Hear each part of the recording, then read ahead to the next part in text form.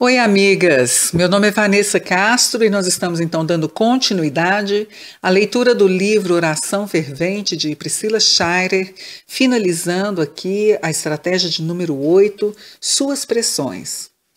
A Priscila então continua falando assim: pergunto-me que tipo de onda de choque reverberaria através do quartel-general do inimigo se uma mulher decidisse assumir esse tipo de plano de batalha.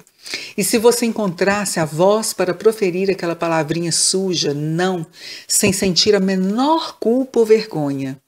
É certo que fomos chamadas para servir e servir muitas vezes requer sacrifício, e nem tudo que estamos encarregados de fazer cabe convenientemente em nossa rotina, mas uma mulher livre possui a capacidade dada por Deus de saber quando Ele está realmente pedindo-lhe para fazer algo, assim como a capacidade também dada por Deus de saber quando Ele não está pedindo nada.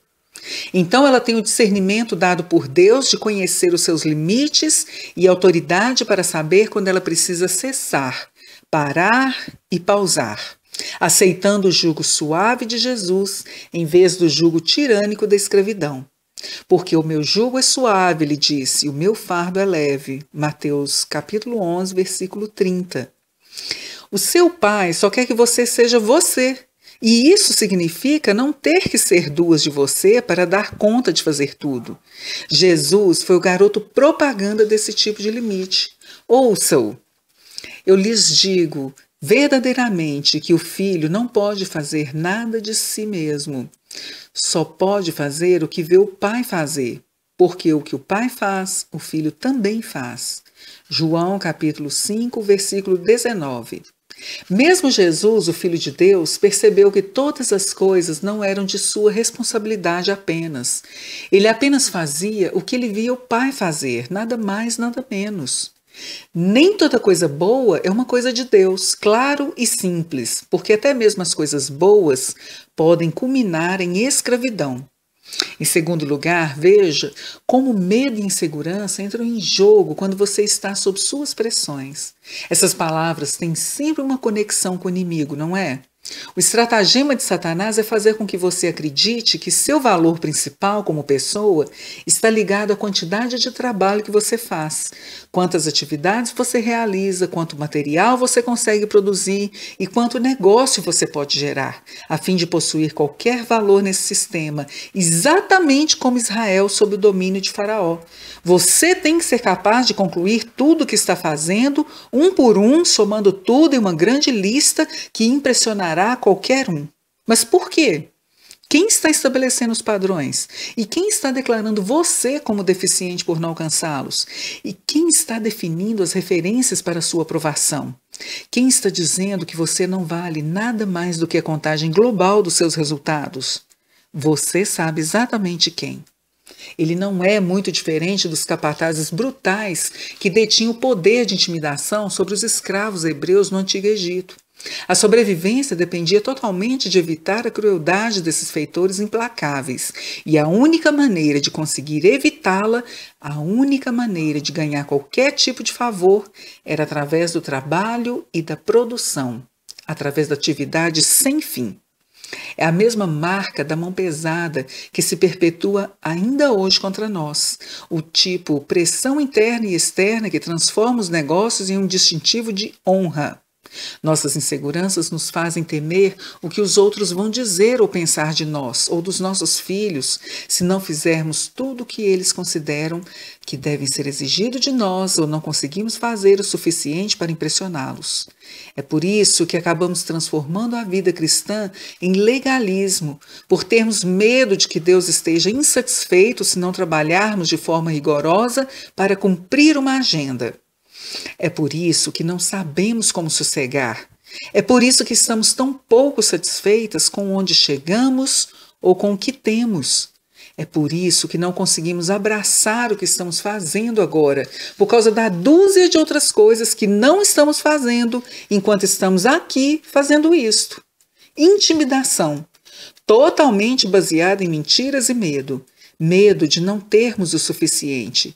Medo de que não seremos suficientes, medo de que vamos falhar e não mais aparentaremos tão perfeitas quanto queremos parecer, Medo de que alguém que ande trabalhando duro e se movendo mais rápido possa conseguir o que deveria ser nosso. Mas, como uma querida amiga e mentora sábia me disse recentemente, Deus não quer algo de você.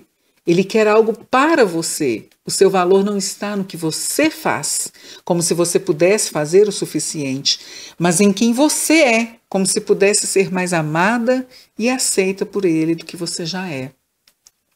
Isso é também o que o sábado se destina a comunicar. Você não precisa continuar pressionando, correndo, juntando, apressando. Você já recebeu a aprovação daquele cuja aprovação realmente importa. Ele carimbou o seu valor em você e isso é suficiente. Mesmo as atividades que ele lhe dá não são dadas para ver com quantas bolas você consegue fazer malabarismos, mas para que você possa participar com ele na implantação do seu reino, nos lugares onde você vive. É claro que há suor envolvido, músculos doloridos, sujeira sob suas belas unhas, mas esses esforços e passatempos e bens acumulados são destinados a trazer alegria, melhorar relacionamentos, desenvolver seus dons e encher você com a sua bênção e contentamento. Eles não devem significar nada além de apenas pressão. Então, se isso não se encaixa com a forma como você se sente muitas vezes no fim do dia, você está sendo intimidada por um mentiroso. Você está sendo motivada pelo medo e pela insegurança. Você está sendo intimidada por uma aplicação de pressão cruel do seu inimigo. E você não precisa tolerar isso por mais tempo. Uma coisa adicional, porém muito importante: a pressão é muitas vezes uma máscara para a idolatria.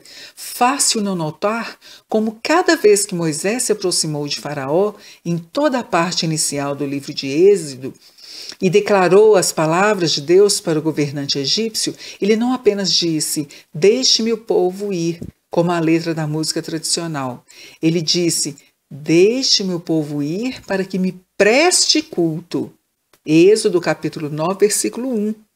Isso foi dito cerca de uma dúzia de vezes. Procure essa passagem. Havia uma razão específica para a libertação.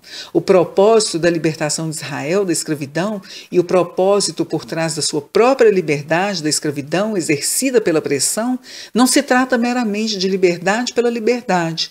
O propósito de Deus em dar-lhe momentos sabate em meio à sua vida plena e produtiva é para ajudá-la a desinibir para a sua devoção, serviço e adoração ao Senhor. Colocar um limite, uma margem, impede você de marginalizar o seu Deus. Quando nossas vidas estão cheias até a borda de coisas que empurram Deus para a periferia, é um sinal certo de que substituímos a nossa devoção a Deus por um amor a outra coisa. A pressão para executar, por exemplo, muitas vezes significa que você fez da sua reputação um ídolo. A pressão para manter uma agenda ridiculamente abarrotada, o ídolo de autossuficiência.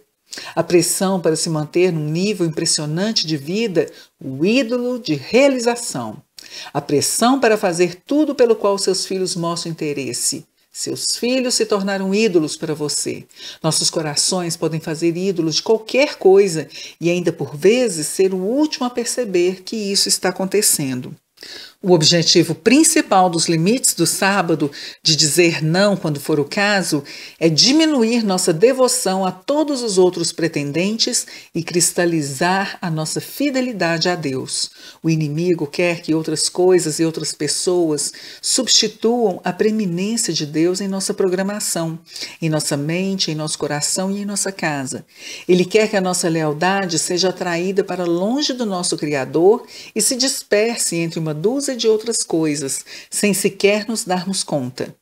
A pressão incessante e incontrolável, então, não é apenas um outro problema irritante em um dia típico. É um ataque contra a sua total devoção a Deus como seu único Senhor. É uma batalha cósmica pelo seu contentamento, sua paz, seu descanso e seu sentimento de equilíbrio, sua saúde, sua integridade, sua capacidade de adorar com atenção, de confiar plenamente, de ser livre e de satisfazer-se em Cristo, de estar disponível para mudar, atendendo o convite de sua vontade sempre pontual. É por isso que aliviar essas pressões não é meramente matéria para revistas de autoajuda. Isso também deve ser um motivo sério de oração. Eu acho que nós ficamos muito tempo sem essa conexão. Estamos muito cansadas e sobrecarregadas para receber, mas agora os nossos olhos estão abertos e podemos ver a estratégia do inimigo exposta. Então vamos usar a oração como uma tesoura afiada para cortar o que nos amarra. Amém, irmãs? Eu espero você no próximo áudio, então. Fica com Deus e até lá.